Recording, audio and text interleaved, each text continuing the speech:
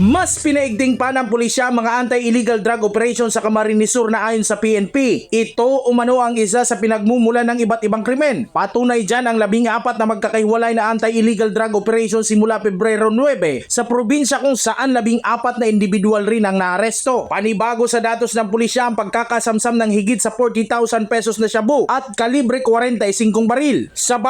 Sa bayan ng Nabua at Iriga, abot sa 1 milyon ang nasamsam sa magkakahiwalay na anti-illegal drug operations. Sa ngunyan, igwa kita kay mga ongoing na mga information dissemination and mga pa-seminar on RA 9165 or the Comprehensive Dangerous Drugs Act.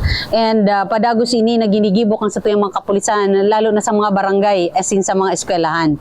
Kung sa iniyo talaga ang mga target kay ining mga nagbabariwas kang illegal na droga.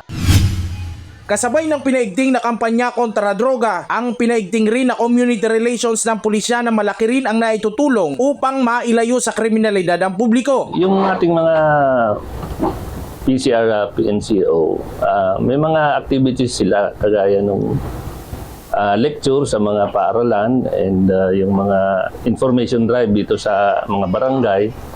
So malaking tulong din yun at nag-iikot sila dito sa mga like dito sa terminal, sa mga business establishment yung nagbibigay tayo ng mga leaflets. At least for awareness din ng ating mga residente at mga tao dito sa lugar.